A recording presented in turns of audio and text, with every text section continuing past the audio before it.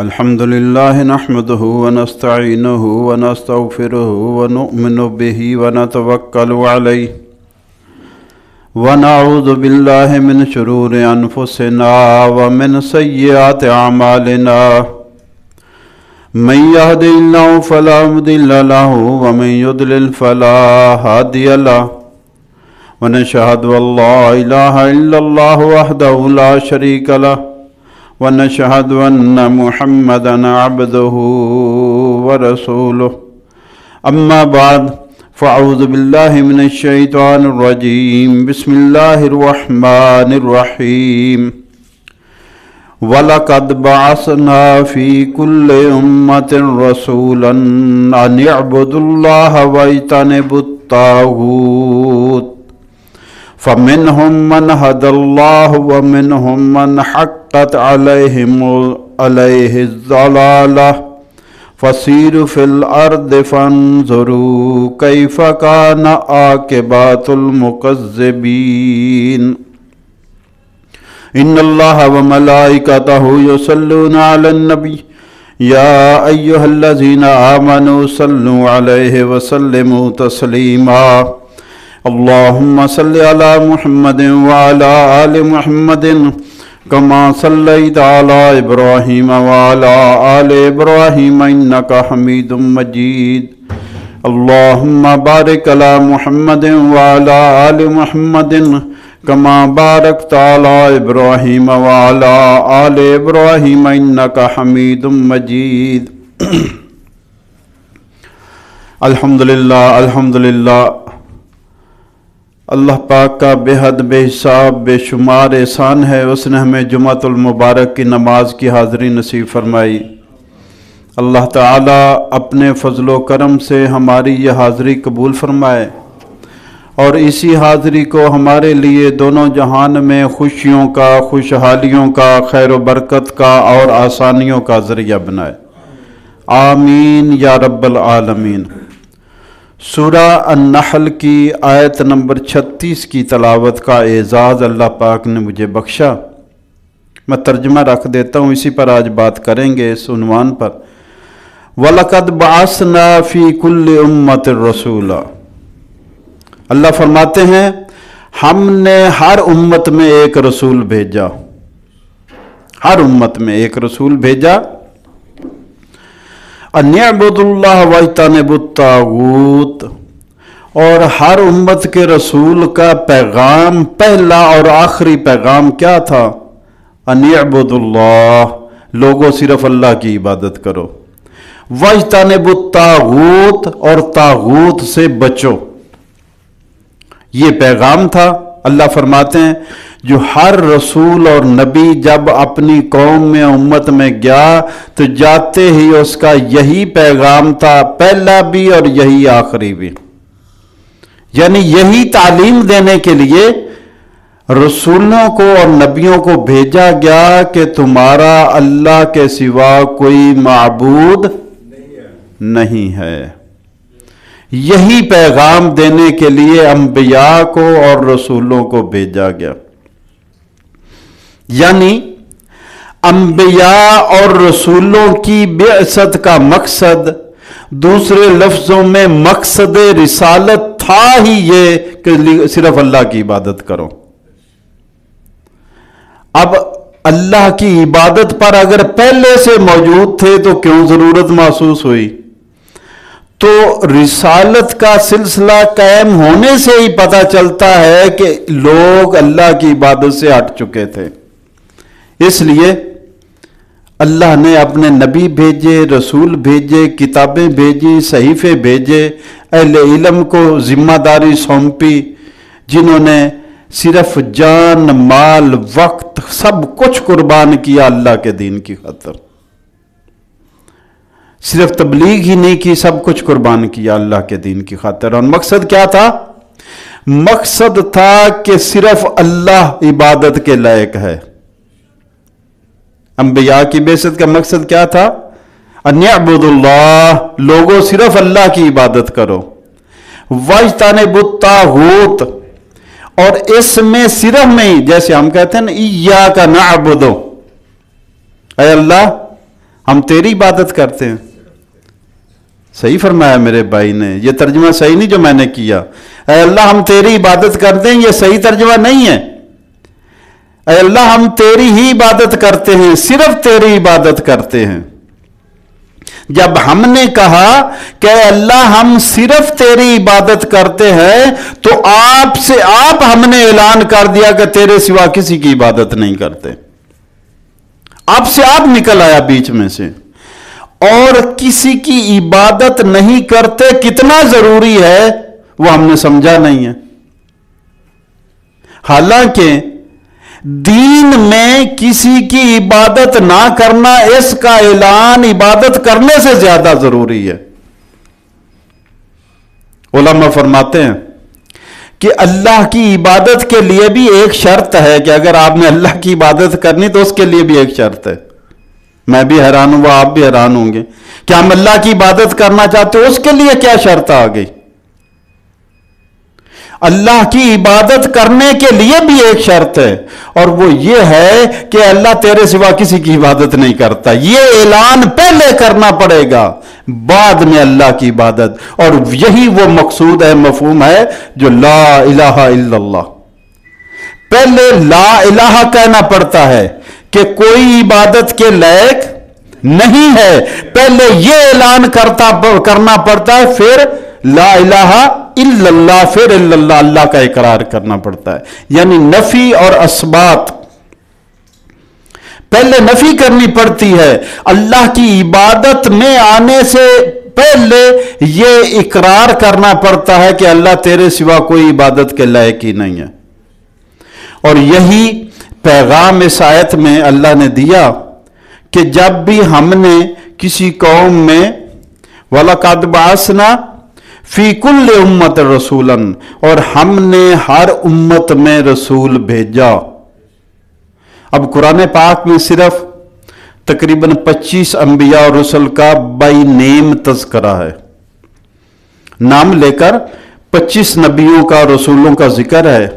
और रसूलों नबियों की तादाद, ये खोल दो बेटा, दरवाजा खोल दो, ऐसे शाबाश। और रसूलों और नबियों की तादाद कमो बेश 1,24,000 है। तो बाकी किधर गए? एक साथी कहने लगा, मेरे से एक साथी ने सवाल, अब तालिब इल्म से भी पूछ लेते, मजबूरी है ना। हमारा इन्हतात ऐसा हो गया है कि अहले इल्म ढूंढने की बजाय वो जैसे कहते हैं ना अंधों में काना राजा, हमारा सिस्टम वही चल रहा है। ऐसे ही राज्य हैं इस दुनिया में मेरे भाइयों। जब हम अंधे बनेंगे तो काने राज्य बनते जाएंगे। तो एक भाई कहने लगा जी कि ये 1,24,000 नबी सारे अरब में ही आए, क्योंकि कुरान में जितने नबियों का जिक्र है, नाम लेकर 25 का जितनों का जिक्र है, वो सारे अरब की सरजमीन खित्ता अरब के हैं। अब ये कुरान पढ़ने वाले को समझ नहीं आती कि अगर 1,24,000 थे तो तज़किरा सिर्फ 20-25 का है, बाकियों का जिक्र क्यों नहीं? किसी का नाम लेकर उसका वाकया क्यों नहीं बयान हुआ? याद रहे, कुरान पाक सरजमीन अरब में मक्का में नाज़िल हुआ और मदीना में नाज़िल हुआ। तो पहले मुखातबीन मक्का वाले और मदीना वाले थे। मक्का वालों से जब अल्लाह कलाम कर रहा है तो उनको किससे सुना रहा है? जो वो सुन रखे थे उन्होंने, इर्द गिर्द के जिनके हालात वो जानते थे। कौम आद के, कौम समूद के, कौम नूह के, सालेह अलैहिस्सलाम का तज़किरा है, शुएब अलैहिस्सलाम का, साहब मदीन का है, कौम लूत का तज़किरा है, इब्राहिम अलैहिस्सलाम, दाऊद अलैहिस्सलाम, सुलेमान अलैहिस्सलाम, मूसा अलैहिस्सलाम, ईसा अलैहिस्सलाम। तो उनका तज़किरा इसलिए किया जा रहा है कि अरब वालों ने ये सारी बातें और वाक़यात सुन रखे थे। उनको इबरत दिलाने के लिए, नसीहत के लिए वो वाकया बयान किया जा रहा है जो उन्होंने सुन रखा था, जिन बस्तियों से वो गुजरते थे लेकिन इबरत की नजर से देखते नहीं थे। तो उनको उनका नाम लिया जा रहा है। अब अगर आजकल का तो जमाना है कि जमीन के हर खित्ते की खबर हर खित्ते तक पहुंची हुई है, लेकिन 1400 साल पहले का अंदाजा लगाएं सऊदी अरब के अगर मक्का और मदीना में रहने वाले हैं, उन्हें क्या पता कि बर्रे सगीर में, हिंदुस्तान में, चाइना में, अफ्रीका में, अमेरिका में, रूस की तरफ उधर कौन है, क्या हो रहा है, क्या नहीं है। ना वो उन खित्तों को जानते थे, ना उन हालात को जानते थे, इसलिए उनको हवाला देना कि फलां एक नबी, मिसाल के तौर पर बर्रे सगीर हिंदुस्तान के किसी इलाके में कोई नबी मबूस हुआ तो उसका तज़किरा कर दिया जाता, जिसको वो जानते ही नहीं, जिसके हालात नहीं जानते, जिसकी मिसाल नहीं जानते, तो वहां से इबरत और नसीहत कैसे हासिल होती। तो उनको सिर्फ उन अंबिया का तज़किरा करके नसीहत की गई जिनके हालात उन्होंने सुन रखे थे अपने खित्ता सरजमीन में। तो अल्लाह फरमाते वलक़द बासना फी कुल्ले उम्मत रसूलन, हमने हर उम्मत में रसूल भेजा। ऐसे ही हमारी उम्मत में भी रसूल आए सल्लल्लाहु ताला अलैहि वसल्लम। लेकिन मकसद क्या था? हर नबी और रसूल को जो भेजा गया तो उसका मकसद क्या था, यही आज आपके सामने रखना है कि अल्लाह ने हमारी तरफ अगर नबी को रसूल को भेजा है तो कौन सी जिम्मेदारी देकर भेजा है, और वो जिम्मेदारी क्या हम समझ रहे हैं, क्या हम अदा कर रहे हैं, या नाम के मुसलमान जमादरू कंजेनिटल मुस्लिम हम बने हुए हैं। मुसलमान मां बाप के यहां पैदा हुए, मुसलमान बन गए, और कौन सी बात है हमारे में। वो मुस्तनसिर सेंटार्ड का एक बड़ा जबरदस्त एक पोस्ट थी लगी हुई सोशल मीडिया पे। वो कहते हैं एक जमाना आएगा, मिजाक के रूम, वो कहते हैं एक जमाना आएगा कि हमें अपनी मुसलमानी साबित करने के लिए हमारे पास खतना रह जाएगा और कुछ नहीं होगा। हम कहेंगे, खतना दिखाएंगे कि ये हम मुसलमान हैं। और करीब ही आने वाला जमाना, कोई दूर नहीं रह गया। मस्जिदों से बाहर निकलें, बाजारों में हमारे मुसलमान और काफिर मुस्लिम की पहचान नहीं है, कारोबार में पहचान नहीं है, मैदानों में पहचान नहीं है, दफ्तरों में पहचान नहीं है। पहचान होती है हक और बातिल की तमीज करने से, पहचान होती है हक को समझकर अपना लेने से, पहचान होती है बातिल को पहचान कर बच जाने से। हमारे यहां दोनों हिस्से ही खत्म हो चुकी हैं। हमें तो काले और गोरे की तमीज ही नहीं है, हम तो अंधे बन गए। काले गोरे की तमीज ना रही तो अल्लाह फरमाते हैं सूरह फातिर की आयत नंबर 24 में, वइन मिन उम्मतिन इल्ला खला फीहा नज़ीर, कोई उम्मत ऐसी नहीं गुजरी मगर हर उम्मत में एक खबरदार करने वाला आया। नज़ीर, खबरदार करने वाला, डराने वाला, अल्लाह की नाफरमानियों से, अल्लाह की पकड़ से, अल्लाह के अजाब से खबरदार करने वाला नज़ीर। और आपको याद है कि हमारे नबी सल्लल्लाहु अलैहि वसल्लम का नाम भी नज़ीर है और बशीर है। वो बशीर और मुनज़िर, नज़ीर और बशीर। हम दीवाने हैं ना अपने नबी के, लेकिन काश उनकी सिफात को पहचानते, उनकी शान को पहचानते, उनके पैगाम को पहचानते कि वो क्या पैगाम लेकर आए जिसके लिए 3 साल तक शेब अबी तालिब में पत्ते खाने पड़े मेरे नबी को। वो कौन सा पैगाम था? एक दफा जब हजरत उमर रजी अल्लाह ताला अन्हु मुसलमान हो गए ना, तो साफ ज़ाहिर ईमान वालों ने अल्लाह अकबर का नारा बुलंद किया और गूंज गई। तो मक्का वालों ने कहा कि कोई बात होगी, कुछ ना कुछ वाकया हो गया, वरना इतनी हिम्मत मुसलमानों में कि इतनी बुलंद आवाज से नारा लगाए। तो पता चला जी उमर मुसलमान हो गए रजी अल्लाह ताला अन्हु। अब सारे इकट्ठे हुए, उन्होंने मुशावरत की, कुरैश मक्का ने सरदार सारे इकट्ठे हुए कि अब क्या करें। अब एक पूरा थम था कुरैश का, मक्का का एक थम था जो उस तरफ हो गया था, और जिनके लिए अल्लाह के नबी सल्लल्लाहु अलैहि वसल्लम दुआएं मांगा करते थे, अल्लाहुम्मा अय्यिदल इस्लाम, ऐ अल्लाह इस्लाम की मदद फरमा। किससे? उमर बिन खत्ताब से या अमर बिन हशाम से? अमर बिन हशाम किसका नाम है? अबू लाब का, अबू जाल का। तो दुआएं मांगा करते थे क्योंकि ये ताकत के थम थे दोनों। अल्लाह के नबी दुआएं मांगा करते थे, अल्लाह इनमें से एक को इस्लाम की तरफ ले आ ताकि इस्लाम मजबूत हो, इस्लाम भी चलने वाला बने, इस्लाम भी अपने पांव पर खड़ा होने वाला बने। وہ ہستیاں جو دین کا تھم بنی، وہ ہستیاں جن کے اللہ کے نبی جن کے لیے دعائیں مانگا کرتے تھے، ان کی شان کا اندازہ لگائیں۔ تو حضرت عمر رضی اللہ تعالیٰ عنہ مسلمان ہو گئے تو قریش مکہ نے مشورہ کیا کہ اب کیا کیا جائے۔ ابو جہل کی سرداری میں، سربراہی میں ایک وفد آیا جناب ابو طالب کے پاس، نبی پاک صلی اللہ علیہ وسلم کے چچا کے پاس آیا کہ جناب ایسے ایسے آپ ان کو سمجھائیں، ان کو روکیں، ہمارے خداؤں کی مخالفت کرتے، ان کی توہین کرتے، ان کو سمجھائیں۔ آپ نے بلا بھیجا، نبی پاک صلی اللہ علیہ وسلم چچا کے پاس آ گئے تو آپ نے کہا بھتیجے ایسے ایسے تیری قوم والے کہتے ہیں، بزرگ ہیں تو ان کے آباء و اجداد بھی جن خداؤں کی عبادت کرتے تھے، تم ان کو برا بھلا کہتے ہو، نہ کہو، ایسے مل جل کر رہو۔ تو ایسے نصیحت کی۔ آپ نے فرمایا کہ چچا میں ان کو ایک بات کہتا ہوں، صرف ایک بات کہہ لو، تمہیں عجم کی سرداری بھی مل جائے گی، عرب کی بھی مل جائے گی۔ ابو جہل سن کر کہنے لگا بھتیجے فوراً کو تو ایک کہتا میں 10 باتیں ماننے کو تیار ہوں، عرب اور عجم کی سرداری اور بادشاہی مجھے ملے صحیح۔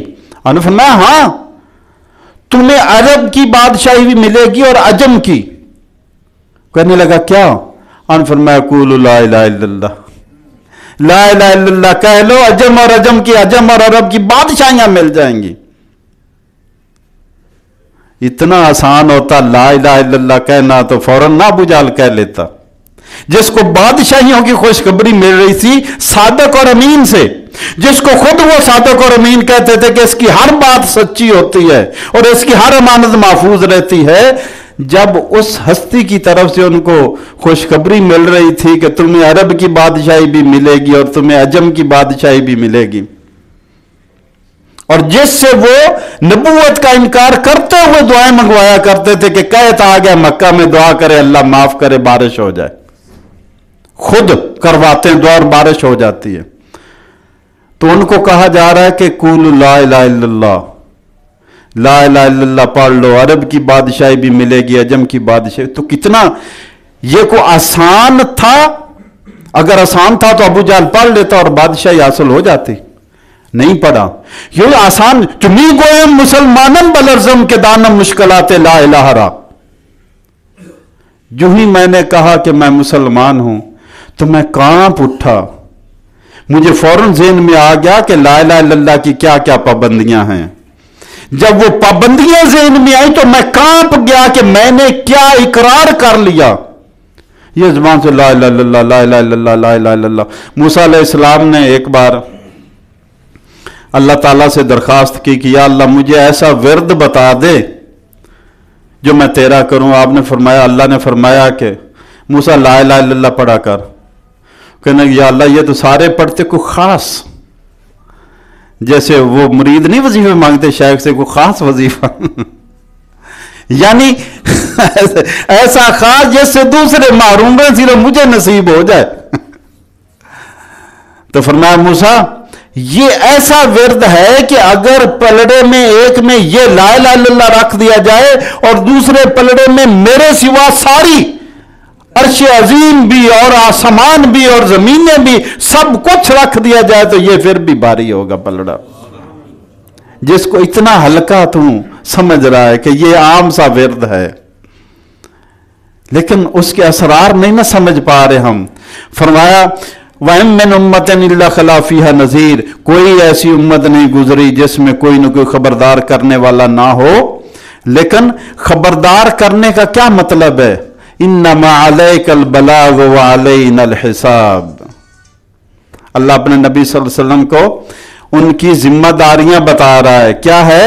إِنَّمَا عَلَيْكَ الْبَلَاغُ، اے محبوب آپ کے ذمہ ہے اللہ کا پیغام پہنچا دینا۔ وَعَلَيْنَا الْحِسَابُ، پھر حساب ہمارے ذمہ ہے، پھر ہم حساب لے لیں گے کہ یہ کیا کرتے رہے، یہ کیا کرتے رہے۔ اللہ نے پہنچا دیا، اللہ کے پیارے رسول کے صحابہ نے پہنچا دیا، ائمہ کرام نے، محدثین نے، مفسرین نے دین پہنچا دیا، یہ کیا کرتے رہے۔ انما علیک البلاغ وعلینا الحساب۔ تو فرمایا سورہ رعد کی آیت نمبر 7 میں فرمایا انما انت منذر، اے نبی صلی اللہ علیہ وسلم آپ کا کام ہی ایک ہے اور وہ ہے خبردار کرنا۔ حق اور باطل کا فرق بتا دینا، جائز اور ناجائز کا فرق بتا دینا، اچھے اور برے کی تمیز کر دینا، جنت اور دوزخ کا راستہ علیحدہ علیحدہ کر دینا، اور خبردار کر دینا کہ اس کام سے اللہ ناراض ہوتا ہے، اور اس سے خوشخبری دے دینا کہ اس کام سے اللہ راضی ہوتا ہے، خوش ہوتا ہے۔ میرے بھائیوں، اللہ تعالیٰ نے سورہ یونس کی آیت نمبر 47 میں فرمایا وَلِكُلِّ أُمَّةٍ رَسُولٌ، ہر امت کے لیے ایک رسول تھا۔ دیکھو نا، ایک ذمہ داری دی گئی، اللہ نے ان قوموں کو، امتوں کو شتر بے مہار نہیں چھوڑا ہے، بغیر رہنمائی کے نہیں چھوڑا ہے، کیونکہ قیامت کے دن اللہ نے حساب لینا ہے۔ یہ جو مجھے اور آپ کو زندگی ملی، مجھے اور آپ کو شعور ملا، مجھے اور آپ کو وسائل ملے، مجھے اور آپ کو مال ملا، مجھے اور آپ کو اقتدار اور اختیار ملا، مجھے اور آپ کو طاقت اور قوت اور کمانے اور سوچنے اور سمجھنے کی صلاحیتیں عطا ہوئیں، کیا کیا تھا ہم نے؟ کوئی قیمت دی تھی ان کی؟ کون ہے جو کہے کہ یہ جو میں دیکھنے کی طاقت ہے اس کی میں پیمنٹ کی ہے، میں دیکھنے کی طاقت قیمتاً یہ چیز میں نے لگوائی ہے، جیسے یہ اینک ہے قیمتاً لیے میں لگا سکتا ہوں۔ کون دعویٰ کر سکتا ہے کہ کان میرے جو سن رہے ہیں یہ اس کی میں نے قیمت ادا کی ہے، اس کا مالک ہوں میں؟ آنکھیں میری جو دیکھ رہی ہے اس کی میں نے قیمت ادا کی ہے، اس کا مالک ہوں میں؟ زبان جو بول رہی ہے اس کی قیمت میں نے ادا کی ہے، مالک ہوں میں؟ اسی لیے خودکشی حرام ہے کہ ہم اپنے جسم میں سے کسی چیز کے مالک نہیں ہیں، یہ سب اللہ کی ملکیت ہے، یہ پورا وجود رب کائنات کا بنایا ہوا ہے اور وہی اس کا مالک ہے۔ اس لیے اس کو نقصان پہنچانے کا بھی مجھے اختیار نہیں ہے۔ اگر میں نقصان پہنچاؤں گا اپنے جسم کو بھی تو وہ حرام ہوگا، کیونکہ یہ میرا نہیں اللہ کا ہے۔ میرے بھائیوں، سورہ انبیاء کی آیت نمبر 25 میں اللہ تعالیٰ نے فرمایا وَمَا أَرْسَلْنَا مِن قَبْلِكَ مِن رَسُولٍ، اے نبی صلی اللہ علیہ وسلم آپ سے پہلے جتنے بھی ہم نے رسول بھیجے إِلَّا نُوحِيَ إِلَيْهِ، ان کی طرف یہی وحی کی گئی اور پیغام دیا گیا أَنَّهُ لَا إِلَهَ إِلَّا أَنَا فَاعْبُدُونِ، نبیوں کی طرف یہی پیغام دیا گیا کہ اے انبیاء سن لو، میرے سوا، اللہ فرماتا ہے میرے سوا کوئی معبود نہیں، صرف میری عبادت کرنی۔ یہ نبیوں کو پیغام دیا گیا تو آگے نبیوں نے، انبیاء اور رسول نے آگے امتوں تک پہنچایا۔ اب آیت میں آپ کے سامنے رکھتا ہوں جو اس میں گڑبڑ پیدا کرتی ہے، وہ ہے سورہ یوسف کی آیت نمبر 106 وَمَا يُؤْمِنُ أَكْثَرُهُم بِاللَّهِ إِلَّا وَهُم مُشْرِكُونَ۔ اللہ فرماتا ہے اللہ پر ایمان رکھنے والوں کی اکثریت شرک میں مبتلا ہوتی ہے، اور شرک کے بارے میں اللہ نے قانون بنا دیا ان اللہ لا یغفر ان یشرک بہ ویغفر ما دون ذلک لمن یشاء، جو شرک کرے گا شرک کو تو اللہ ہرگز بخشے گا ہی نہیں، یعنی یہ ایسا جرم ہے جس کی بخشش سے اللہ نے انکار کر دیا۔ شرک کے علاوہ کوئی بھی کبیرہ سے کبیرہ گناہ ہے، بڑے بڑے کبیرہ گناہ ہیں، جتنے بھی گناہ ہیں اللہ فرماتا ہے اللہ اپنی مرضی سے جس کے لیے چاہے گا بخش دے گا۔ یہ نہیں کہ اس کا بھی فری کھلی چھٹی مل گئی یا لسانس مل گیا کہ باقی کرتے پھرو، شرک نہیں کرنا، باقی موج ملا جانوروں کی طرح کھلے چرتے پھرو، نہیں، وہ بھی اللہ فرماتا ہے جس کے لیے اللہ چاہے گا اپنی رحمت سے، جس پر اللہ کو رحم آ جائے گا، جس کی کوئی حرکت اللہ کو پسند آئی ہوگی تو وہ اس کی خطاؤں سے درگزر کرنے کے لیے بہانہ بنا لے گا، چلو میں اس بندے کو معاف کرتا ہوں۔ لیکن شرک ایسا ہے ان اللہ لا یغفر ان یشرک بہ، یہ تو اعلان ہے، یہ تو آسمانی اعلان ہے کہ لوگوں سن لو شرک کی بخشش نہیں ہے، لیکن ادھر اللہ فرماتا ہے وَمَا يُؤْمِنُ أَكْثَرُهُمْ إِلَّا وَهُمْ مُشْرِكُونَ، یہ جو وَمَا يُؤْمِنُ أَكْثَرُهُمْ بِاللَّهِ إِلَّا وَهُمْ مُشْرِكُونَ، اللہ پر ایمان جو لاتے ہیں تو ان کی اکثریت پھر بھی شرک میں مبتلا ہوتی ہے۔ اب ان میں سے کفار بھی اللہ کو مانتے، صرف میں اور آپ ہی اللہ کو نہیں مانتے، کفار بھی اللہ کو مانتے ہیں، صرف یہودی اور عیسائی اللہ کو نہیں مانتے، ان کے علاوہ بھی بت پرست بھی اللہ کو مانتے۔ اب میں رکھ رہا ہوں کہ ان کا دعویٰ کیا تھا اور اللہ نے خود ان کا بیان کیا ہے۔ یہ سورہ یونس کی آیت نمبر 31 میں اللہ نے فرمایا قُلْ مَن يَرْزُقُكُم مِّنَ السَّمَاءِ وَالْأَرْضِ، اے محبوب ذرا ان سے پوچھو، لوگوں بتاؤ آسمانوں سے تمہیں کون رزق دیتا ہے اور زمین سے رزق کون نکالتا ہے تمہارے لیے؟ کون ہے جو دعویٰ کرے گا میں یا میرا باپ نکالتا تھا، یا ہمارا بادشاہ سلامت نکالتا ہے، یا ہمارا قبیلے کا سردار یہ پیدا کرتا ہے، بارش وہ برساتا ہے؟ کون ہے کوئی دعویٰ کرنے والا؟ تو یہ اللہ کی توحید کی دلیلیں ہیں، کفار کے سامنے رکھی جا رہی ہیں، رکھنی مجھے اور آپ کو اپنے اہل زمانہ کے سامنے ہیں، مجھے اور آپ کو پتہ ہی نہیں ہے۔ فرمایا قُلْ مَن يَرْزُقُكُم مِّنَ السَّمَاءِ وَالْأَرْضِ، اے محبوب ذرا ان سے پوچھو، ان کو بتاؤ کون ہے جو تمہیں آسمان اور زمین سے رزق دیتا ہے؟ اَمَّن يَمْلِكُ السَّمْعَ وَالْأَبْصَارَ، کون ہے جو تمہاری سماعت کا اور بصارت کا مالک ہے، جس نے دیکھنے کی طاقت پیدا کی، جس نے دیکھنے کی اور سننے کی طاقت پیدا کی؟ وَمَن يُخْرِجُ الْحَيَّ مِنَ الْمَيِّتِ، کون ہے جو مردہ میں سے زندہ کو نکالتا ہے؟ وَيُخْرِجُ الْمَيِّتَ مِنَ الْحَيِّ، اور کون ہے جو زندہ میں سے مردہ کو نکالتا ہے؟ وَمَن يُدَبِّرُ الْأَمْرَ، اور چیلنج آ گیا، بتاؤ کون ہے جو زمین آسمان کا نظام چلا رہا ہے؟ دن رات کو کون چلا رہا ہے؟ سورج اور چاند کس کے حکم سے اپنی ڈیوٹی ادا کر رہے ہیں؟ تارے اور ستارے گھومتے ہوئے کروڑوں اربوں خربوں کی تعداد میں بھی ایک دوسرے سے ٹکراتے نہیں، بتاؤ کس کا نظام ہے؟ وَمَن يُدَبِّرُ الْأَمْرَ، اور کون ہے جو اس نظام کو قائم رکھے ہوئے ہے؟ کون ہے جس کے حکم سے آسمان بغیر کے ستون کے کھڑا ہے، گرتا نہیں ہے؟ وَمَن يُدَبِّرُ الْأَمْرَ، تو کیا جواب دیں گے؟ فَسَيَقُولُونَ اللَّهُ، یہ سارے کہیں گے کہ یہ سارے کام تو اللہ کے ہیں۔ کفار بھی کہتے ہیں، مکہ والے مشرکین مکہ سے کہا جا رہا ہے فَسَيَقُولُونَ اللَّهُ قُلْ أَفَلَا تَتَّقُونَ، پھر ان سے کہو کہ اگر تم مانتے ہو کہ یہ سارے کام اللہ کرتا ہے تو تمہیں اللہ کے ساتھ شرک کرتے ہوئے ڈر نہیں لگتا؟ تم ڈرتے نہیں اللہ کے ساتھ شریک بناتے ہوئے؟ سورہ زخرف کی آیت نمبر 87 میں فرمایا وَلَئِن سَأَلْتَهُم مَّنْ خَلَقَهُم، اگر آپ اے میرے محبوب اگر آپ ان سے پوچھیں کہ تمہیں کس نے پیدا کیا تو کیا جواب دیں گے؟ میرے ابا نے پیدا کیا۔ وَلَئِن سَأَلْتَهُم مَّنْ خَلَقَهُم، اگر آپ ان سے پوچھیں کہ انہیں کس نے پیدا کیا تو کیا جواب دیں گے؟ لَيَقُولُنَّ اللَّهُ، تو ضرور بر ضرور ان کا یہی جواب ہوگا یہ کام تو اللہ ہی صرف کرتا ہے، یہ تو اللہ کا کام ہے۔ تو اگر یہ مان گئے کہ پیدا انہیں اللہ نے کیا ہے فَأَنَّا يُؤْفَكُونَ، تو پھر کہاں یہ بہکائے جا رہے ہیں جب مانتے ہیں کہ خالق اور مالک اللہ ہے۔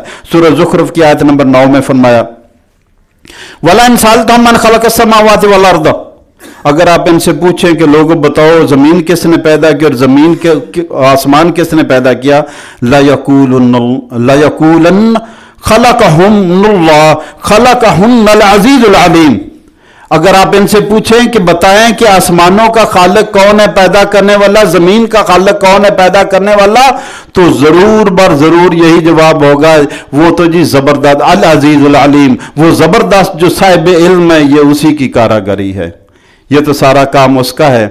آگے فرمایا سورہ عنکبوت کی آیت نمبر 61 میں وَلَئِن سَأَلْتَهُم مَّنْ خَلَقَ السَّمَاوَاتِ وَالْأَرْضَ، اے محبوب ان سے اگر آپ پوچھیں کس نے پیدا کیا زمین کو اور آسمان کو، وَسَخَّرَ الشَّمْسَ وَالْقَمَرَ، اور کس نے ڈیوٹی لگا دی سورج اور چاند کی کہ اپنے وقت پر آتے ہیں؟ کبھی ہوا ایسے کہ سورج ایک دن آنا بھول گیا ہو، اس کا پروگرام ناراض ہو گیا ہو کہ نیچے والے میری قدر نہیں کرتے؟ کبھی آنا بھول گیا، یا دھوپ زیادہ جون جولائی میں مئی جون جولائی میں دھوپ زیادہ پڑی، سورج نے چلو ایک دن ریسٹ کر لیتے ان کو بھی ریلیف مل جائے گا، کبھی ہوا ایسے؟ تو فرمایا وَلَئِن سَأَلْتَهُم، کس نے پیدا کیا آسمان و زمین کو، اور وَسَخَّرَ الشَّمْسَ وَالْقَمَرَ، کس نے پابند بنا دیا تمہاری خدمت کے لیے سورج اور چاند کو، لَيَقُولُنَّ اللَّهُ، تو ضرور یہی جواب دیں گے یہ تو سارا اللہ کرتا ہے۔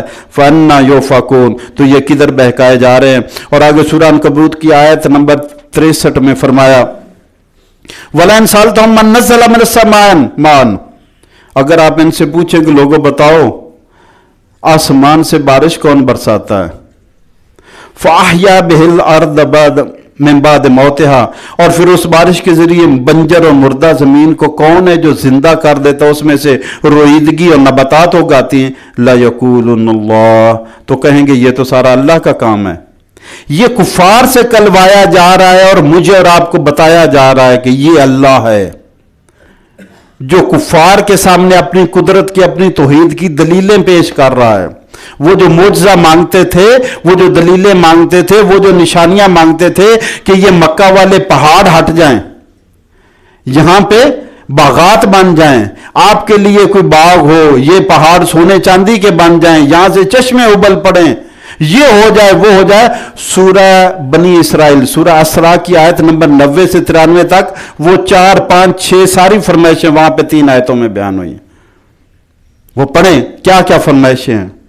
हत्ता कि वो कहते थे हमारी ये ख्वाहिश है, छोड़ो इन बातों को, हमारी आंखों के सामने आप आसमान पर चढ़ कर जाएं, चढ़ते हुए हम देखें, आपको उतरते हुए देखें, और वापसी के आपके हाथ में किताब हो जो आसमान से लेकर आए, तब मानेंगे।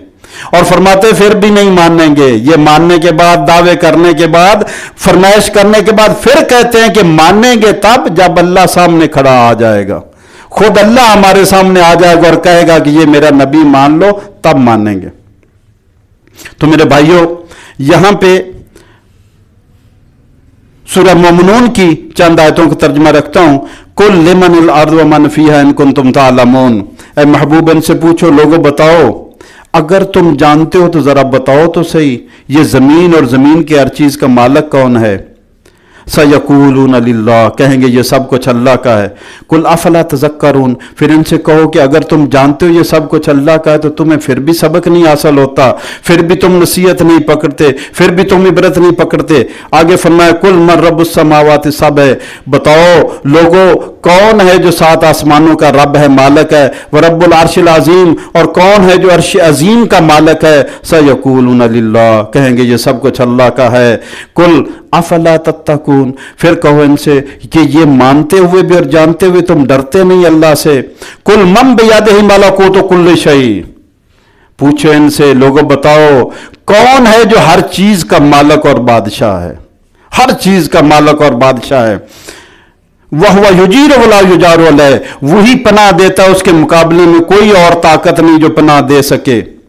इन कुंतुम तालमून, अगर तुम जानते हो तो बताओ। सयकूलून लिल्लाह, तो ये कहेंगे ये सारे काम तो अल्लाह के। कुल फअन्ना तुसरून, फिर तुम्हें क्या जादू हो गया है कि तुम फिर भी नहीं मानते। तो अब आपके सामने मैं रखता हूं कि वो क्यों नहीं मानते थे। वो इसलिए नहीं मानते थे। सूरह स्वाद की आयत नंबर 5 में फरमाया अजाल आलिहाता इलाहुम वाहिदा इन्न हाज़ा लशैउन उजाब।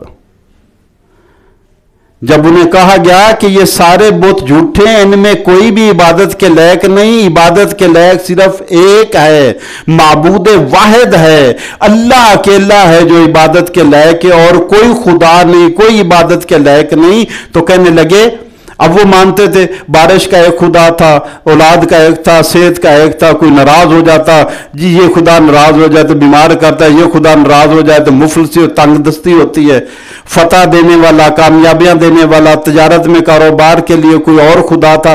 तो उन्होंने हर तरह के, किसी ने हबल को, किसी ने बाल को, किसी ने वद को, किसी ने सुबह को, बुत ही बुत थे जिनको अपना माबूद बना रखा था। जब उन्हें पैगाम मिला कि ये सारे झूठे, खुदा तो सिर्फ एक है, तो उसमें कहने लगे आजाल आलिहाता इलाहुम वाहिदा, कमाल है, क्या इसने, यानी मोहम्मद रसूलुल्लाह सल्लल्लाहु अलैहि वसल्लम, क्या इसने सारे माबूदों की बजाय कहा कि सिर्फ एक खुदा है। ये वो मानने को तैयार ही नहीं थे कि कायनात के इतने काम है वो एक कैसे कर लेगा। किस वजह से? कि उस रब की पहचान नहीं थी कि उसकी कुदरत क्या है, ताकत क्या है, इसीलिए मानने को तैयार नहीं थे। अगर उन्हें पता चल जाता, अगर उन्हें पहचान हो जाती कि वो रब इतनी कुदरत वाला है, इन्नहु अला कुल्लि शैइन कदीर है, वो हर चीज पर कुदरत रखता है, हर चीज की का इल्म रखता है, हर चीज की सलाहियत रखता है, वो जो चाहे, जितना चाहे, जब चाहे, जिसके साथ चाहे, जैसे चाहे कर सकता है। अगर ये मानते होते तो इनकार ही क्यों करते?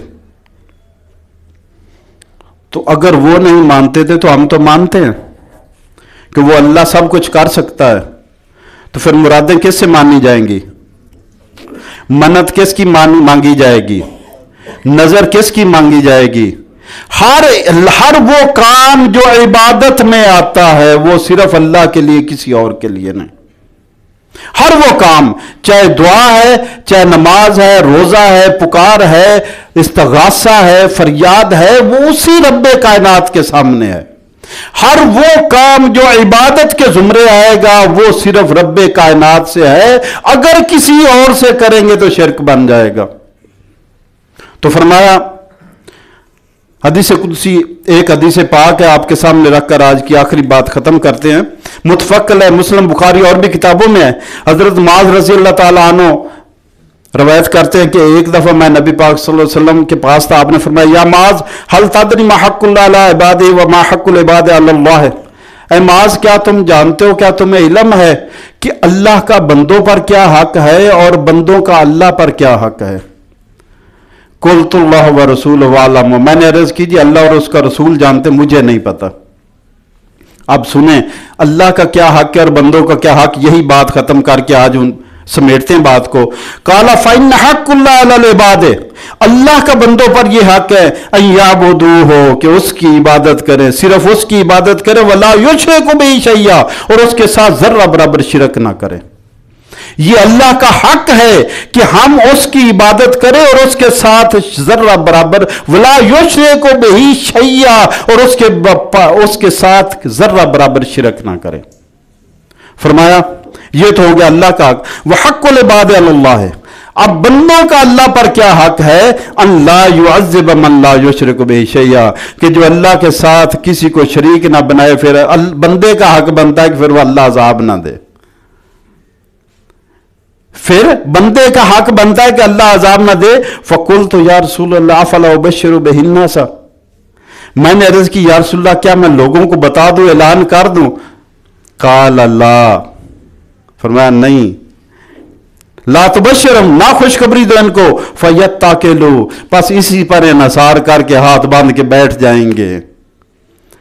वो नुस्खा आ गया ना जी, मैं शिरक नहीं करता, बस बैठा हुआ हूं, अब मेरा हक बन गया कि अल्लाह मुझे अजाब नहीं देगा। नहीं, अल्लाह ने जिंदगी बनाई है, सारे अहकामात दिए, पैदाइश से लेकर मरने तक, कब्र में जाने तक उसके मैं और आप पाबंद हैं, और इसी का नाम इस्लाम है। और इसी को वला तमूतुन्ना इल्ला व अंतुम मुस्लिमून, पैदाइश से मरने तक उन अहकाम की पाबंदी करना। फरमाया मरते दम तक फरमा बरदारी में रहना। याद रखना कहीं तुम्हें मौत इस हालत में ना आ जाए कि तुम अल्लाह की नाफरमानी का कोई काम कर रहे हो। अल्लाह ताला मुझे और आपको आसानियां अता फरमाए। वमा अलैना इल्लल बलाग।